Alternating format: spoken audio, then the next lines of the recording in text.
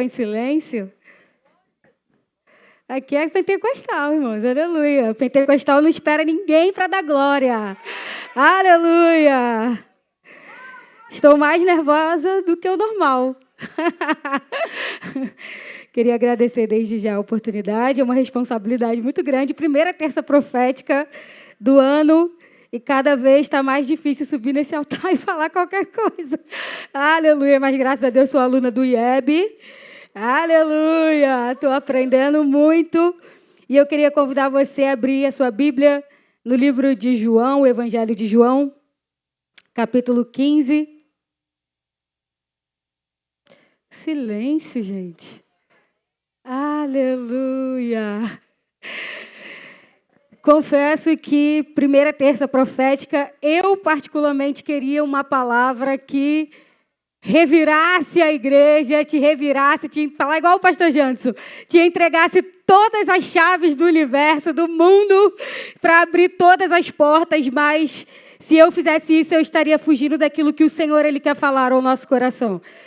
Eu até pensei, poxa, deixa eu procurar uma mensagem, uma palavra que eu já preguei em outro lugar, que eu já preguei há algum tempo, mas se eu fizesse isso, eu não estaria sendo fiel àquilo que o Espírito Santo quer falar aos nossos corações. E às vezes, como pregadores ou como alguém que fala um pouco da palavra de Deus, a gente às vezes quer uma palavra que a gente... Dentro do nosso eu, do nosso humano, a gente quer aquela palavra que vai fazer a igreja se levantar, mas a palavra do Senhor, ela jamais volta vazia.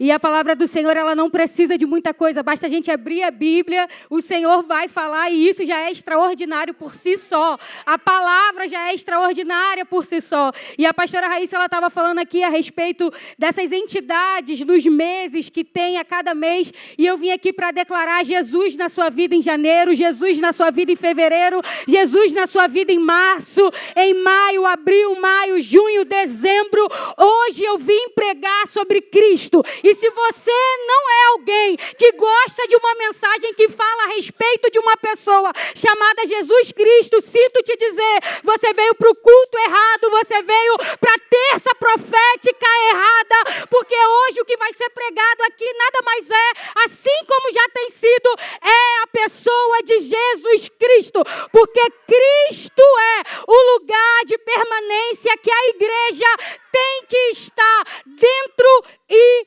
fora de tempo. Aleluia. Precisamos amar mais. Aleluia.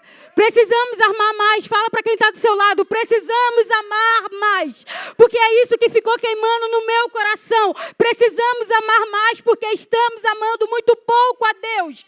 Estamos amando muito pouco a Cristo. Estamos amando muito pouco a Jesus. Mas graças a Deus que Ele nos trouxe aqui nessa noite para nos fazer amá-lo mais. Para nos fazer sair daqui cada vez mais apaixonados nele. Livro de João, capítulo 15, versículo 1 vai dizer: eu sou a videira verdadeira e o meu pai é o lavrador. Todo ramo que estando em mim não der fruto, ele o corta. E todo o que dá fruto, ele limpa, para que produza mais fruto ainda. Vocês já estão limpos por causa da palavra que eu lhes tenho falado. Permaneçam em mim e eu permanecerei em vocês. Como o ramo não pode produzir fruto de si mesmo se não permanecer na videira, assim vocês não podem dar fruto se não permanecerem em mim. Versículo 5. Eu sou a videira e vocês são os ramos. Quem permanece em mim e eu nele, esse dá muito fruto, porque sem mim vocês não podem fazer nada. Versículo 6. Se alguém não permanecer em mim, será lançado fora, à semelhança do ramo, e secará, e o apanham, lançam no fogo e o queimam. Se permanecerem em mim, e as minhas palavras permanecerem em vocês, pedirão o que quiserem, e lhes será feito. Versículo 8. Nisto é glorificado o meu Pai, que vocês deem muito fruto, e assim mostrarão que são meus discípulos. Como o Pai me amou, também eu amei vocês. Permaneçam no meu amor. Se vocês guardarem os meus mandamentos, permanecerão no meu amor. Assim como também eu tenho guardado os mandamentos de meu Pai, e no seu amor eu permaneço. Versículo 11. Tenho dito essas coisas para que a minha alegria esteja em vocês e a alegria de vocês seja completa. Fala para o seu irmão que está do seu lado. Se tem Jesus, tem alegria completa. Fala de novo. Se tem Jesus, tem alegria completa. E aqui eu posso dizer que, então, a alegria não seria sequer um sentimento, porque a Bíblia diz que se a gente permanecer em Jesus, se a gente permanecer em Cristo, então, por estarmos nele, nós teremos alegria. E a alegria que temos por estarmos em Cristo é uma alegria completa. Então, a minha Bíblia está sendo clara em enfatizar que, independente do momento que você estiver atravessando, se você permanece em Cristo, a alegria, ela não será uma condição. A alegria será uma verdade. Então, talvez a sua alma chegou aqui abatida, talvez a tua alma chegou aqui esmorecida, talvez, de repente, porque o teu ano de 2025 não foi como você esperava que fosse, e, de repente, o início de 2026 também ainda não esteja sendo. Mas eu quero te dizer uma coisa, se você está em Cristo, não importa como foi o teu 2025, e não importa como está sendo o início de 2026, o que importa é, se tem Cristo, eu tenho alegria. Ah, Carol, mas eu estou sofrendo. Ah, Carol, mas eu estou chorando. Ah, Carol, mas eu estou passando por lutas e provações. Independente da luta e da provação, e ainda que a tua alma tente te enganar, para te dizer que você não é uma pessoa feliz, eu vim aqui para declarar sobre a tua vida, você é feliz, porque Cristo permanece em você, e você permanece em Cristo, e se eu estou em Cristo, a alegria não me faltará. É por isso que a Bíblia é clara em dizer, o choro pode durar toda uma noite, mas a alegria, ela vem ao amanhecer. Então existe alegria quando se está em Jesus, ainda que o cenário não te seja favorável. Eu nem ia falar isso, aleluia. Aleluia. E quando eu questionei ao Senhor o que eu poderia trazer nessa noite, o Senhor, Ele me deu essa passagem, colocou essa passagem ao meu coração. Confesso que não é o estilo de texto que normalmente eu costumo pregar e que costuma sair uma pregação, mas é aquilo que o Senhor, Ele falou ao meu coração e que acredito que é o que Ele quer falar para nós nessa noite. E até no trabalho do IEB, quando eu fiz do Panorama do Novo Testamento, eu escolhi o livro de João, porque nós tínhamos que escolher um livro que nós gostávamos para poder fazer ali um panorama, e eu escolhi o livro de João, porque o Evangelho de João é o livro que mais vai falar acerca de Cristo. Ainda que os outros evangelhos de Marcos, Mateus e Lucas também vai relatar o nascimento de Jesus, também vai relatar alguns milagres que Jesus realizou, o nascimento de Cristo, a crucificação. O Evangelho de João é o livro onde ele vai contar mais minúcias a respeito de quem é Jesus. Ele vai trazer Jesus como o grande Messias, o grande Salvador. A diferença é que no livro de Marcos, Lucas e Mateus, a gente vai ver muitos relatos acerca dos milagres que Jesus fazia, acerca do poder de Jesus, acerca do poder que Jesus manifestava. Mas João, quando ele começa a escrever, ele começa a contar não somente aquilo que Jesus fazia, mas ele começa a relatar quem era Jesus, quem era esse homem chamado Jesus Cristo, quem era esse homem que era filho de Deus, que era filho de Maria, quem era a pessoa de Cristo em si. Então, nos evangelhos, nós vamos ver Jesus curando, nós vamos ver Jesus nascendo, nós vamos ver Jesus ressuscitando, nós vamos ver Jesus sendo crucificado, mas no evangelho de João, até porque, se nós estudarmos um pouco, vamos perceber que ele era um discípulo mais achegado a Jesus, era o discípulo que tinha o costume de reclinar a sua cabeça nos ombros de Jesus e estar mais perto dele. Então era natural que alguém que estivesse mais perto tivesse mais coisas para falar a respeito daquela pessoa, porque quanto mais perto de alguém eu ando, quanto mais perto de alguém, quanto mais próximo de alguém eu sou, mais coisas eu vou ter para contar acerca dessas pessoas. E o interessante é que temos vivido um tempo em que muitos se intitulam cristão, mas se você perguntar qualquer coisa acerca de Cristo, ninguém sabe responder. E o perigo mora aí, porque são discípulos, são seguidores, mas não são próximos a ponto de reclinar a cabeça nos ombros de Jesus e conhecer os segredos que só Ele tem para contar. Me desculpa se não era uma palavra confortável para uma terça profética, mas eu quero te dizer uma coisa: se você entender a profundidade de quem Cristo é, essa é a maior profecia para o restante de todo o teu ano. Eu poderia chegar aqui e dizer: Deus vai abrir a porta do teu emprego, da tua faculdade, da tua casa. Deus pode fazer infinitamente mais, mas deixa eu te dizer uma coisa: Cristo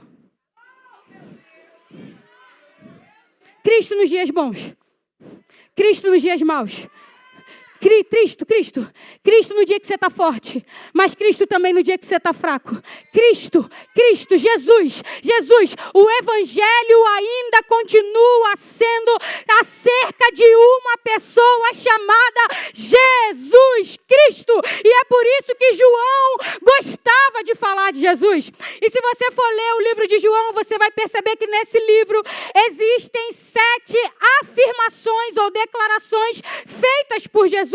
Carol, quais são essas afirmações? A primeira afirmação que Jesus ele disse foi: eu sou o pão da vida. A segunda afirmação que Jesus disse foi: eu sou a luz do mundo. A terceira afirmação ele falou: eu sou a porta das ovelhas. A quarta afirmação: eu sou o bom pastor. A quinta afirmação: eu sou a ressurreição e a vida. A sexta afirmação: eu sou o caminho, a verdade e a vida. E a sétima: eu sou a videira verdadeira. De todos os outros evangelhos, o livro de João vai dizer 7 vezes, quando Cristo começa a dizer: eu sou o caminho, a verdade e a vida. Eu sou a luz do mundo. Eu sou. Todas essas 7 vezes Jesus se autoafirmou e disse quem Ele era. E hoje aqui eu vim pregar a respeito de um Jesus que pode curar a sua vida? Sim, Ele pode. Mas muito mais que isso, eu quero pregar sobre o Jesus que é o pão da vida. Muito mais que isso, eu quero pregar sobre o Jesus que é a luz do mundo. Muito mais que isso, eu quero pregar sobre o Jesus que é a ressurreição e a vida. Muito mais que isso, eu quero pregar a respeito de quem Cristo é. E agora o Evangelho, aleluia, cadê o louvor aqui para me ajudar? Aleluia, cadê o Alain, meu Deus? Aleluia. E o capítulo 15, ele começa dizendo: eu sou a videira verdadeira e o meu pai é o lavrador. E nos versículos seguintes, depois ele vai dizer: e vocês são os ramos. Para quem não sabe, a videira é um tipo de planta. Às vezes a gente acha que é uma árvore, mas na verdade é uma planta também chamada parreira, se não me falha a memória. Aleluia!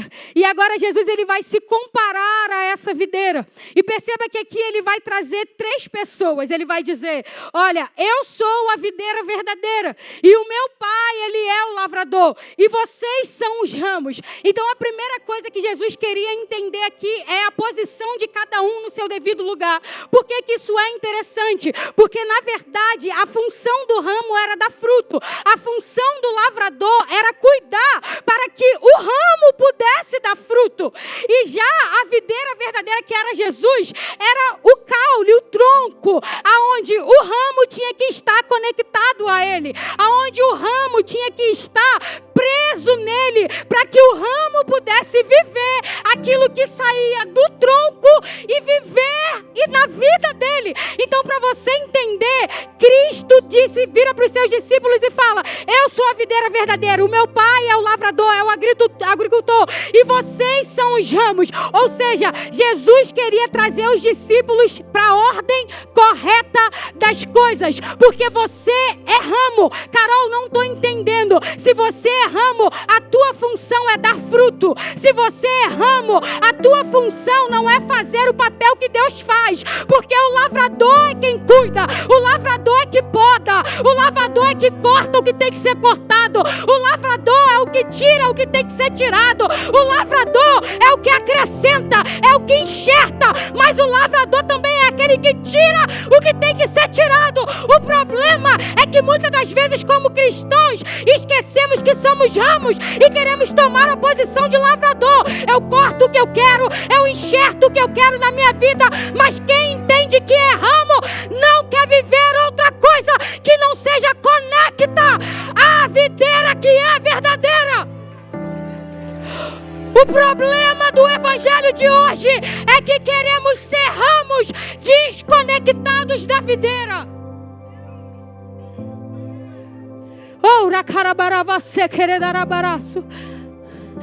Queremos ser ramos desconectados do autor que te dá a vida e autoridade para gerar fruto. E aí, sabe por que nos comparamos e nos deparamos, com diversas pessoas que não aguentam a pressão e se desviam do evangelho? Porque acharam que ser ramo era o suficiente. Mas não existe ramo que permaneça se não estiver conectado na videira. É por isso que ele vai dizer: permaneçam em mim e eu permanecerei em vós. Entenda uma coisa, nós precisamos entender o cenário para conseguir entender a dimensão do que Cristo queria falar para os seus discípulos. Perceba uma coisa, Cristo, ele viveu 3 anos do seu ministério, e durante esses 3 anos ele andava com seus discípulos. Todas as dúvidas que os discípulos tinham, eles tinham Jesus ao lado deles para sanar a dúvida. Se o povo estava no deserto com fome, os discípulos chegavam para Cristo e falavam: mestre, eles estão com fome, o que é que a gente vai fazer? Jesus ia lá e falava: o que é que vocês têm na mão? 2 pães, 5 peixes. Então vai lá, multiplica, vamos fazer. Se eles se deparavam com alguém que era enfermo, eles questionavam a Jesus: mestre, quem é que foi que pecou? Esse ou a família dele, para que ele viesse nascer enfermo? Jesus ia lá e explicava: não, na vida desse daí ninguém pecou, é para que a glória de Deus seja manifesta. Ou seja, qualquer dúvida que os discípulos tinham, Jesus estava corporalmente presente para respondê-la. Só que agora o ministério de Jesus está chegando ao fim. Ele está sendo estava perto de Jesus ser crucificado. E agora ele começa a deixar instruções para os seus discípulos. E hoje, nessa terça profética, o Senhor me trouxe aqui para te dar direção para o restante do teu ano. Assim como os discípulos precisavam de uma direção e de uma instrução para poder viver o que viria pela frente, Cristo me trouxe aqui nessa primeira terça profética para te direcionar, para que você possa viver os dias que virão pela frente, porque os dias que virão pela frente não serão dias fáceis. E é por isso que Jesus agora vira para os seus discípulos e ele fala: olha, permaneçam em mim e eu permanecerei em vocês. Se Jesus faz questão de afirmar isso, quase implorar isso, era porque existia alguém que, mesmo Jesus estando presencialmente, corporalmente, não era capaz de permanecer. Agora você imagina quando Cristo fosse crucificado, fosse para o céu. Porque venhamos e convenhamos, nós seres humanos acreditamos muito mais naquilo que nós vemos. É muito mais fácil, é muito mais natural você dar ênfase, você dar credibilidade para aquilo que você está vendo do que para aquilo que você não está vendo. Então, se alguém vendo Jesus corporalmente era capaz de não permanecer nele, imagina quando ele subisse ao céu. Então Jesus agora vira para os seus discípulos e fala: olha, aproveitem porque hoje eu estou aqui. E qualquer dúvida que vocês têm, eu estou presencialmente para responder. Mas amanhã eu não vou estar mais aqui corporalmente. Mas se vocês permanecerem em mim, eu continuarei permanecendo dentro de vocês. E perceba que Cristo, ele poderia dizer: permaneçam no monte, permaneçam em Jerusalém, permaneçam no monte, permaneçam no templo. Mas Jesus falou uma palavra que resume tudo. Ele falou: permaneçam em mim.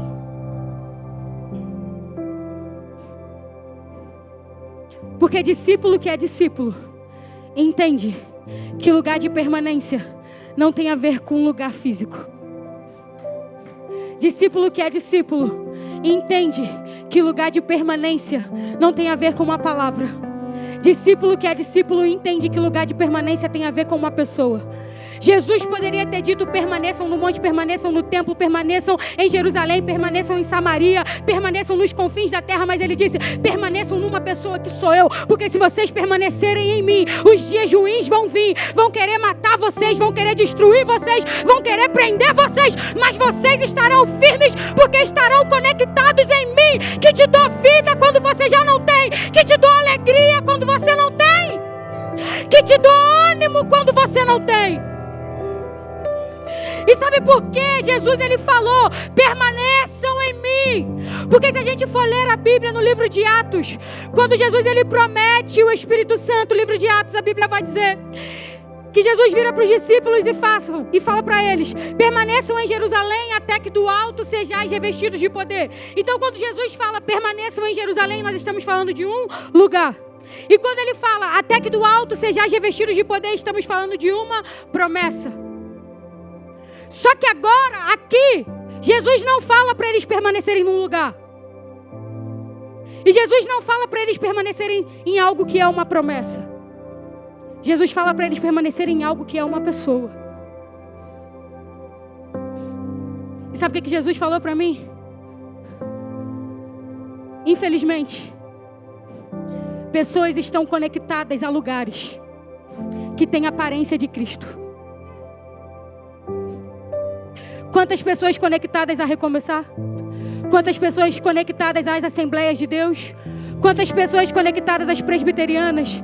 Quantas pessoas conectadas ao Ministério de Louvor, ao Ministério da Diaconia, ao Ministério da Mídia? Quantas pessoas conectadas aos seus líderes? Quantas pessoas conectadas ao cargo? Quantas pessoas conectadas ao ministério? Quantas pessoas permanecendo em lugares que têm aparência de Cristo, mas são só lugares? Quantas pessoas pregando com a aparência de que são cheios, mas é puramente habituado a fazer determinada coisa? Quantas pessoas profetizando, mas na maioria das vezes a profecia nem está vindo de Deus, mas tem que manter o cargo de quem é profeta? Quantas pessoas cantando, pregando, ofertando, adorando, levantando a mão com a aparência de que estão permanecendo numa pessoa, mas estão permanecendo em cargos, estão permanecendo em cadeiras, estão permanecendo em posições, estão permanecendo em coisas que têm aparência, que faz parecer que você está permanecendo nele, mas você só está preso a algo que você já está habituado a fazer. Carol, então quer dizer que eu não tenho que ter comunhão com a minha igreja? Quer dizer que eu não tenho que cumprir o meu chamado? Quer dizer que eu não tenho que cumprir o meu ministério? Não, eu não estou te dizendo isso, porque quando você permanece nele, isso é algo que vem automaticamente. O problema é quando você já não está mais permanecendo nele e está permanecendo apenas num lugar. Sabe por que aquelas pessoas permaneceram em Jerusalém? Porque existia uma promessa. E todas as vezes que alguém permanece num lugar por causa de uma promessa, essa pessoa permanece no lugar por causa de um interesse. Não, você não entendeu. Todas as vezes que alguém permanece num lugar por causa de uma promessa, permanece aqui não por causa de Jesus, mas por causa de um puro interesse. E aí agora ele fala: permanecer em Jerusalém até que do alto sejais revestidos de poder. Promessa. Quantas pessoas que estão na igreja não mais por causa de quem Jesus é, não permanecem em Cristo, permanecem debaixo de uma promessa. Ah, Carol, então quer dizer que se eu permanecer aguardando a promessa que Deus fez para a minha vida é errado? Não, de forma alguma. O problema é se Cristo descer aqui hoje e falar: sabe aquela promessa que eu te fiz de que eu ia abrir a porta? Não vou abrir mais. Ah, mas Deus não se arrepende, Deus não muda, Deus não faz. Se Ele quiser, se Ele é soberano, Ele pode fazer o que Ele quiser. Se Ele quisesse descer aqui hoje, Thaísa, e virar para cada um de nós e falar que sabe aquela promessa que o seu coração mais arde para que se cumpra? Hoje eu resolvi mudar tudo, você não vai mais viver ela, eu não vou restaurar a tua teus filhos, eu não vou fazer de você uma grande nação, eu não vou te fazer crescer, eu não vou te fazer expandir. A pergunta que fica é: aonde você permaneceria? O que Cristo quer trazer para nós nessa noite é o lugar de permanência de alguém que ama Ele em espírito e em verdade. Não está baseada num lugar geográfico e muito menos numa palavra de promessa. Porque se Cristo voltar hoje e as promessas não se cumprirem, e se não der tempo,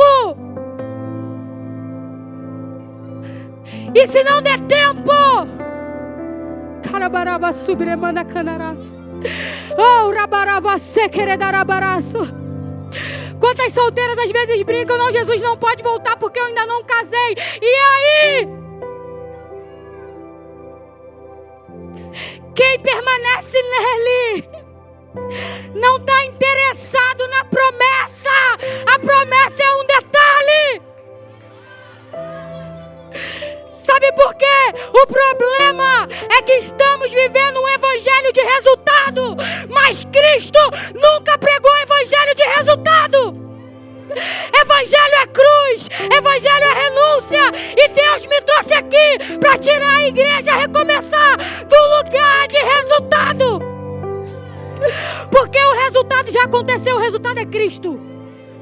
O resultado é Ele, não tem mais outro resultado. Ele pode expandir, Ele pode fazer crescer, Ele pode fazer tudo, Ele pode, mas resultado todos nós já tivemos: Cristo crucificado e ressuscitado, salvação e vida eterna. Deus está nos tirando de um evangelho puramente de resultado e está nos conduzindo ao evangelho da cruz novamente. Isso não significa que você não vai ter resultado, porque ele é claro em dizer: permaneçam em mim. Porque se vocês permanecerem em mim, o primeiro bônus, eu permaneço em vocês. O segundo bônus, se vocês permanecerem em mim, vocês pedirão o que quiserem e será dado. Só que aí significa que eu posso pedir qualquer coisa? Significa que Deus, por eu estar nele, Ele vai me dar qualquer coisa? Não. Só que olha como Cristo é inteligente. Porque alguém que é conectado a Ele nunca vai pedir para Ele algo que não seja conectado com quem Ele é e para aquilo que Ele tem para fazer na tua vida. O problema é que insistimos em pedir a Deus aquilo que não está de acordo ou conectado com a videira verdadeira. Mas quando estamos conectados, enxertados nele, é impossível o nosso coração queimar ou arder por aquilo que não está conectado a Ele, para a nossa vida.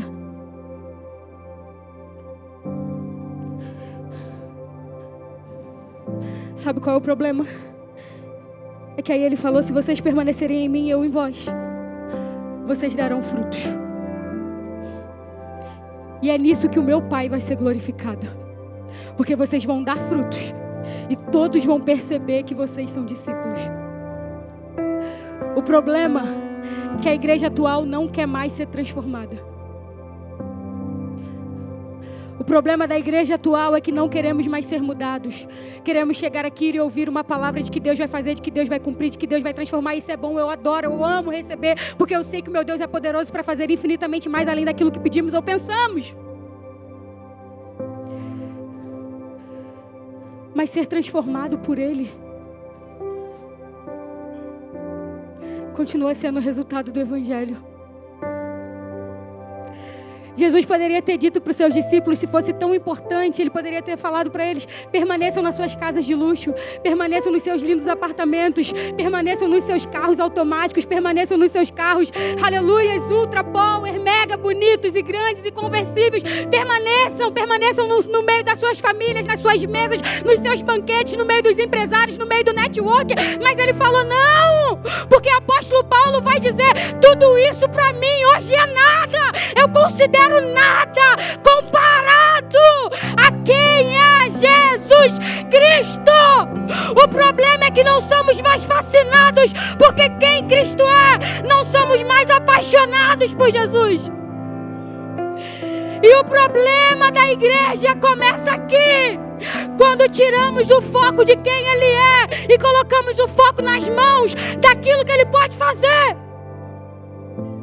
Parece que é algo que a gente já ouviu 1 milhão de vezes, mas que precisa continuar sendo pregado todos os dias até Jesus voltar, para não nos esquecermos de que o dono da igreja continua sendo Ele, de que o dono da nossa vida continua sendo Ele, de que quem dirige os nossos passos é Ele, de quem faz tudo na nossa vida é Ele. Permanecer em Jesus. Sabe por quê? Porque subir nesse altar e pregar, eu posso pregar pela misericórdia de Deus. Porque o dom é dele. Ele usa uma mula. Ele usa quem Ele quer. Mas quem permanece em Cristo, está chovendo, mas está firme. Está calor, mas está firme. Está no vale, mas está firme. Está no monte, mas está firme. Permanecer em Cristo é permanecer nele, independente da adversidade que você esteja atravessando. E isso não te faz melhor do que ninguém. Só te faz alguém que está permanecendo nele. Só que isso hoje em dia se tornou raro. Raras são as pessoas que permanecem em Jesus. Raras são as pessoas que entendem que são ramos e estão conectadas a Jesus. Raras são as pessoas que hoje abrem mão de qualquer coisa por causa do Evangelho de Cristo. Raro. Sabe por quê? Porque a Bíblia vai dizer: sem mim, nada vocês podem fazer. E quando a gente lê isso, talvez você entenda: ah, Carol, então quer dizer que sem Jesus eu não consigo lavar uma louça? Sem Jesus eu não consigo exercer a minha profissão? Sem Jesus eu não consigo estudar? Sem Jesus eu não consigo dirigir? Não. Quando a Bíblia fala isso, aqui, não está falando sobre atividades diárias. Porque se fosse sobre isso, o ímpio que não tem a Cristo, que não está permanecendo nele, que não está firmado nele, que não está conectado nele, seria incapaz de fazer. Concorda comigo? Então, quando a Bíblia fala: sem mim nada podeis fazer, a Bíblia está trazendo algo que é a capacidade de gerar em Deus algo que tenha valor eterno.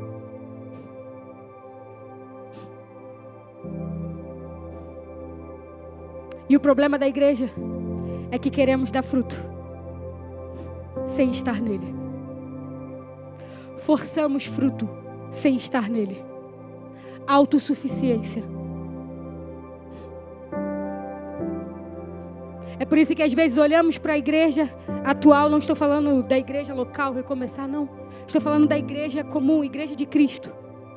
Olhamos e falamos: será que Cristo não opera mais sinais e maravilhas? Será que os profetas não existem mais? Será que a palavra não é mais ministrada como antes? Será que Deus não se revela mais como antes? Não, Ele continua sendo Deus e poderoso.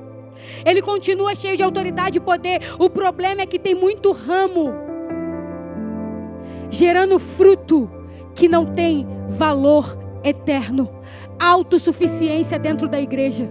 Eu canto não mais porque eu sou um ramo conectado a Cristo e pergunto para Ele o que é que tem que ser cantado, o que é que a igreja precisa receber, o que é que a igreja precisa nessa noite. Não, eu canto puramente porque estou habituado a cantar. Eu prego puramente porque eu já estou habituado a pregar. Não me consagro mais, não oro mais, não jejuo mais, não me conecto mais, não pergunto mais nada para Deus. Autossuficiência dentro da igreja. Só que permanecer em Cristo é entender que quando eu estou nele, não se trata de autossuficiência, se trata de dependência. Uma igreja que depende aprende, permanece nele. Mas uma igreja que aprende a ser autossuficiente, acha que pode adorar quando quer, acha que pode fazer quando quer. Aí ele ainda vai ser mais profundo e ele vai dizer: permaneçam em mim e eu permanecerei em vocês. Só que aí abaixo ele vai dizer: permaneçam também no meu amor. E quando eu li isso, eu falei: Senhor, o que o Senhor quer dizer? Qual é a diferença de permanecer no Senhor e de permanecer no seu amor? O que é isso? E aí logo o versículo abaixo ele vai dizer: se vocês obedecerem os meus mandamentos, então vocês permanecerão no meu amor, assim como eu permaneço no amor do meu Pai, porque eu obedeço os mandamentos que Ele me deu. E aí eu me lembro que esses dias a pastora Raíssa, ela falou aqui algo e ela disse: o amor de Deus é incondicional. Não tem nada que você faça para que Ele te ame mais, assim como não tem nada que você faça para que Ele te ame menos. Talvez você esteja aqui e você seja o maior pecador e esteja achando que Deus não te ama. Não, Ele te ama. Talvez você esteja aqui e se ache o crente mais espiritual. E talvez você ache: não, Deus me ama mais do que Ele ama a pastora Raíssa. Ele me ama mais do que Ele ama a Carol. Porque você se acha espiritual. Não, a mesma medida que Deus me ama, Ele ama a pastora Raíssa. Ele ama toda essa igreja, todo mundo. Porque não tem como condicionar o amor de Deus. O amor dele é incondicional. Ele ama porque Ele é. Ele ama porque Ele nos escolheu. Ele ama porque foi propósito. Ele ama porque Ele é o Criador do mundo, de todas as coisas. Então não tem nada que mude o amor de Deus. Mas então o que é permanecer no amor? É a resposta que eu dou para esse amor. E aí eu te pergunto: qual é a resposta que você tem dado a esse amor?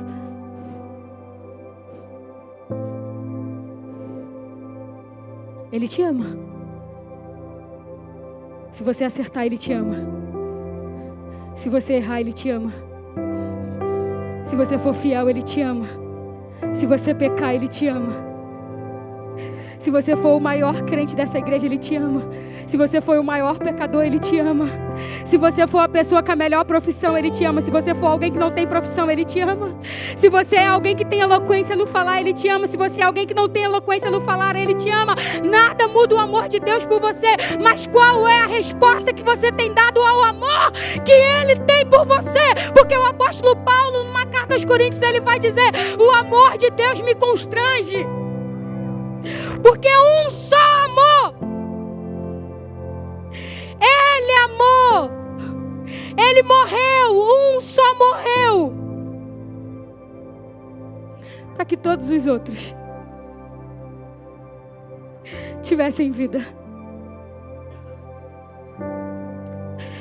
Nessa madrugada eu falei ao Senhor: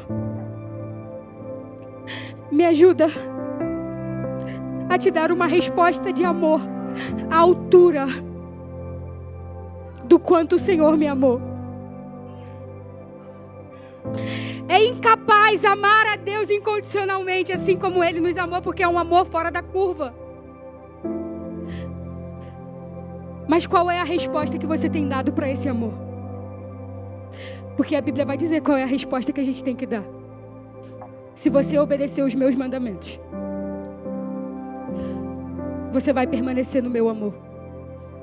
Só que estamos vivendo um tempo de igreja que ninguém mais quer obedecer. Porque obedecer muitas das vezes vai exigir de você tudo que você tem. Obedecer vai te tirar da tua zona de conforto.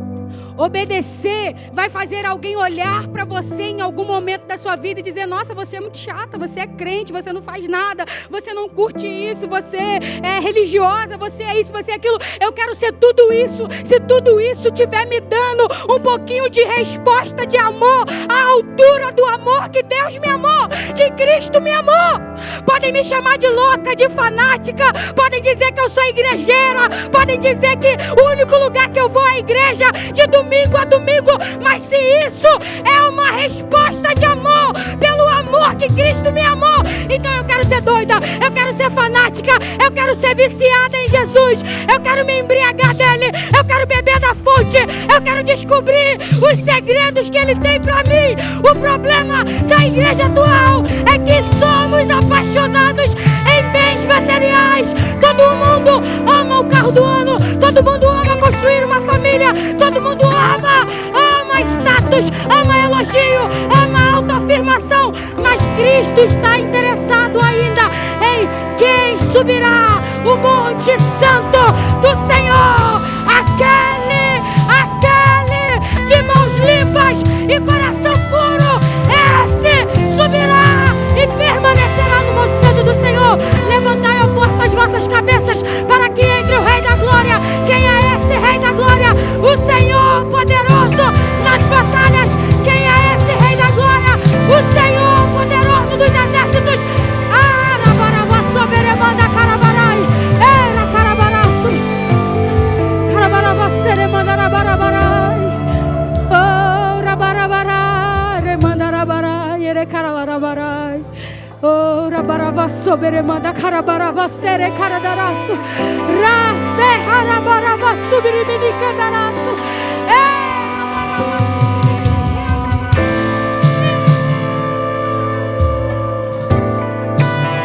Deus está dizendo: acabou o tempo. Acabou o tempo de ramo seco, pastora Raíssa. Acabou o tempo de ramos cortados à beira do caminho. O lavrador está passando aqui nessa noite. Oh, rabaravaceremanda carabaraço. Está podendo aquele que foi. Ramandarabarabaceremanda rabaraço. Ramandarabarabaçoberemandarai. Rabaravaçobereminiquiandaraço. Existe uma poda de Deus nessa igreja. Existe uma poda de Deus nessa igreja. Mas poda não é para destruição. Poda é para crescimento. Rabarai, remandarai, recarabaraço. Ramandarabarabacequeredarabaço. Raquerebarabarabacequeredaraço.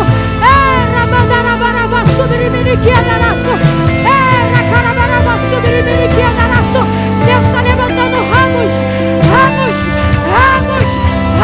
à altura do amor de Cristo, ramos à altura de viver obediência, ramos à altura de viver renúncia.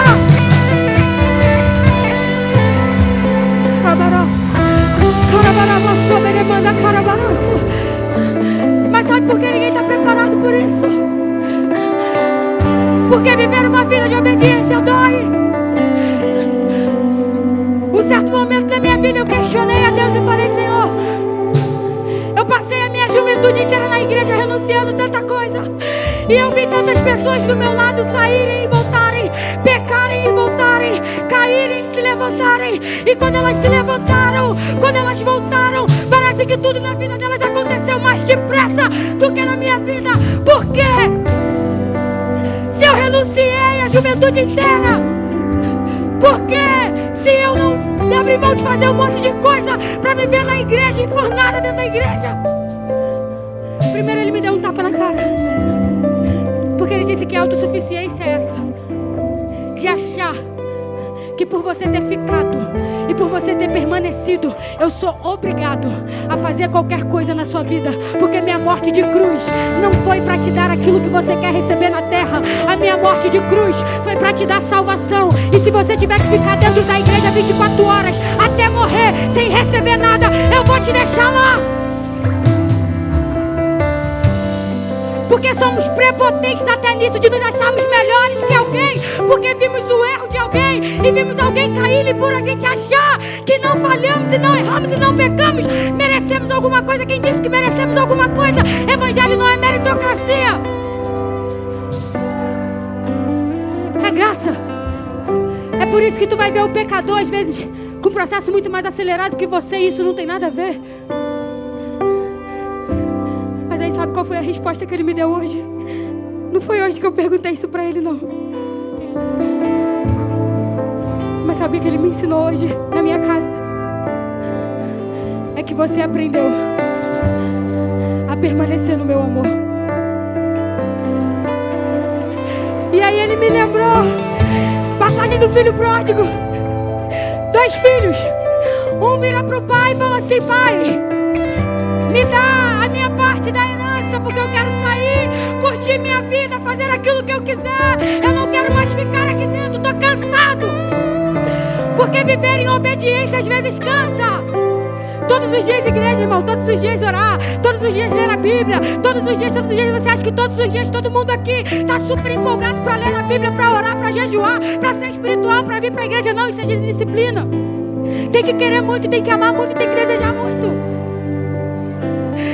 Não é que ninguém aqui é melhor que você, não. Todo mundo passa por inconsistência, todo mundo passa por cansaço espiritual, todo mundo quer desistir um dia, todo mundo quer olhar para trás, todo mundo quer chutar o balde. O problema é se você aprendeu a permanecer no amor.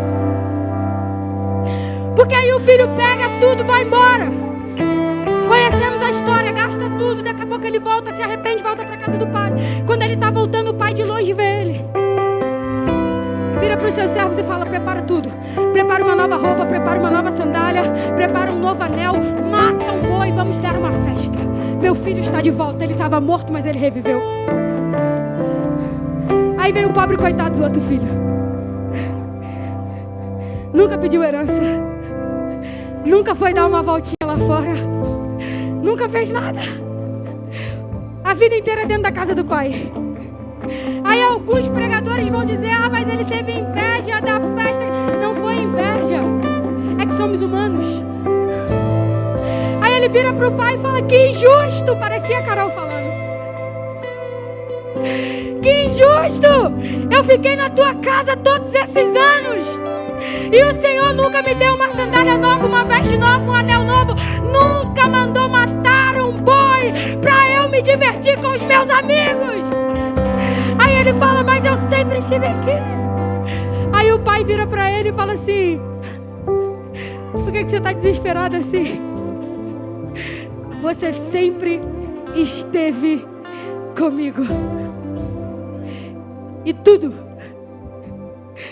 que tem nessa casa, tudo que tem aqui, o quarto é teu, a sala é tua, a cozinha é tua, a varanda é tua, o campo é teu, a rede é tua, a cama é tua, o ar é teu, o filho é teu, a mãe é tua, o pai é teu. Tudo que tem nessa casa é teu, porque tudo que pertence a mim pertence a você. E aí sabe o que Deus falou para mim? É que quem aprende a viver no amor, aprende a viver no amor sem receber festa alguma.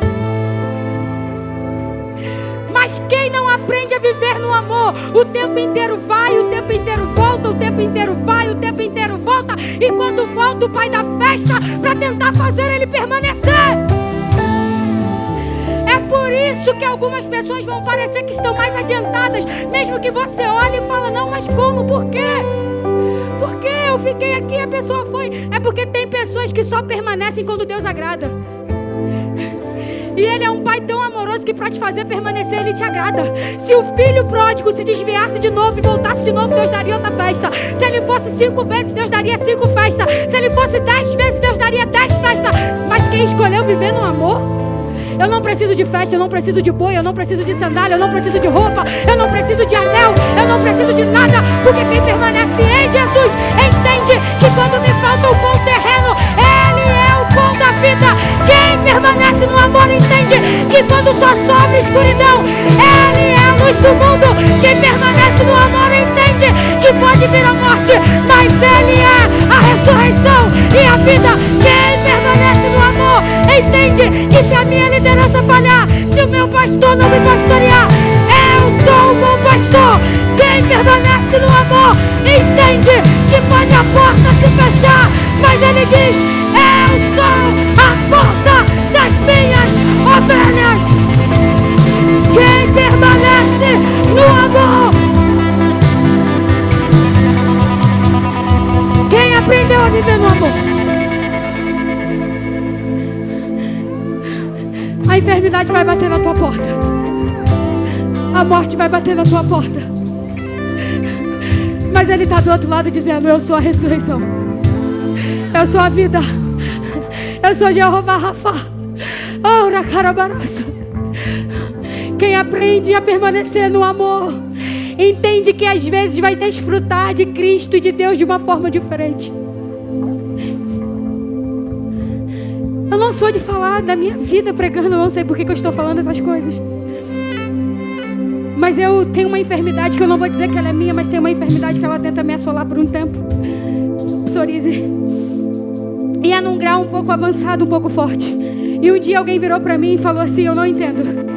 Como é que você vive na igreja? Você prega, você vive na igreja, por que não foi? Por que Deus não te curou? Por que Deus não fez? Por que Deus não te sarou ainda? Eu virei e falei: eu não sei.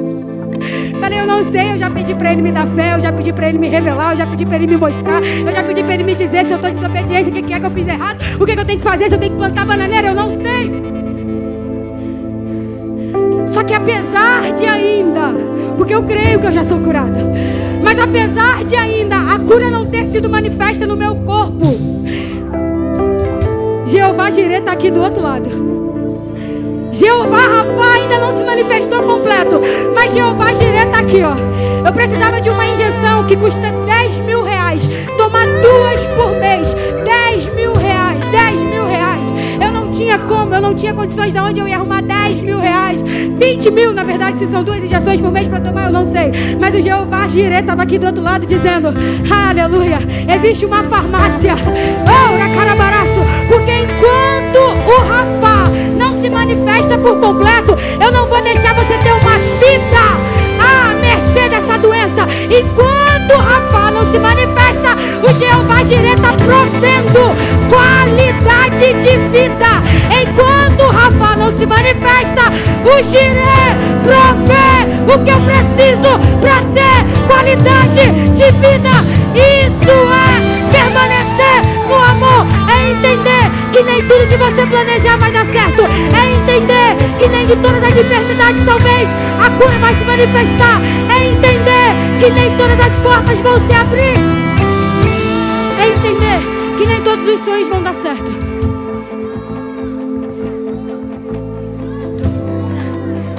Mas precisa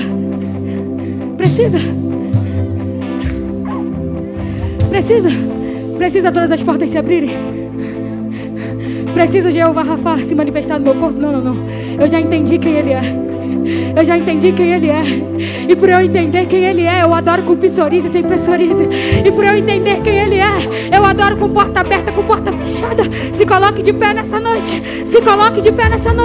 Carol, o que você quer me dizer com isso? O que você quer me esclarecer com isso? Eu não estou aqui para pregar sobre a minha vida, eu nem costumo fazer isso.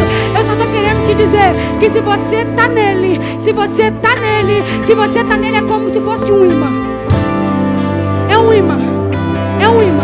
Se eu tô nele, é um imã. Eu me conecto a Ele e as bênçãos se conectam a mim. Eu me conecto a Ele e as bênçãos se conectam a mim. Sabe por que a gente se frustra? Porque a gente não quer viver esse imã. A gente quer que seja a videira verdadeira, as promessas, os bens e depois a gente. Mas a ordem não é essa. A ordem é a videira verdadeira, o ramo conectado. E se o ramo está conectado, aleluia.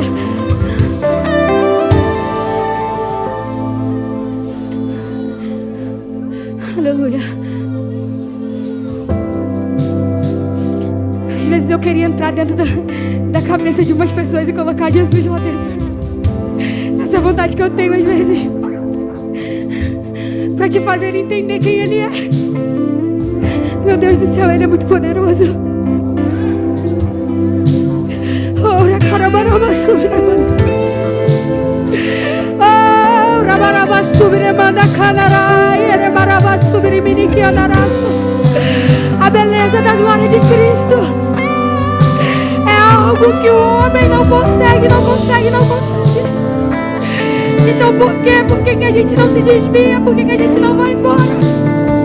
Porque é impossível conhecer a Ele e não ser apaixonado por Ele. Eu já estou terminando. É por isso que eu comecei dizendo: precisamos amar mais. Porque a pastora Raíssa falou aqui que estamos vivendo um século em que queremos tudo apressadamente, todo mundo cumpre metas. Realmente todo mundo faz tudo muito intenso, todo mundo termina tudo. Só que quando é relacionado a Cristo, você já parou que a gente Começa a falar: Senhor, está demorando a acontecer, está demorando a dar certo, as coisas não estão acontecendo, parece que eu estou ficando para trás. Aí sabe o que Jesus falou para mim? Todas as vezes que você acha isso é porque você está me amando pouco. Porque quando Jacó queria Raquel por esposa, a Bíblia vai dizer que ele trabalhou por 7 anos. E aí quando ele completou 7 anos, Labão olhou para ele e falou assim: não, eu vou te dar essa primeira filha aqui. Você, para conquistar a outra, você vai ter que trabalhar mais 7 anos. Então no total ele trabalhou 14 anos. E aí sabe o que ele vai dizer? Sabe o que a Bíblia vai dizer? 7 anos foi como se não fosse nada, porque ele amava muito Raquel. Todas as vezes que você dizer para Deus que Ele está atrasado ou que Ele está demorando a fazer qualquer coisa na sua vida, é porque você está amando pouco. Porque se você ama muito, o tempo passa rápido. Se você ama muito, o tempo passa rápido. Se você ama muito, você continua fazendo a obra. Se você ama muito, você continua pregando.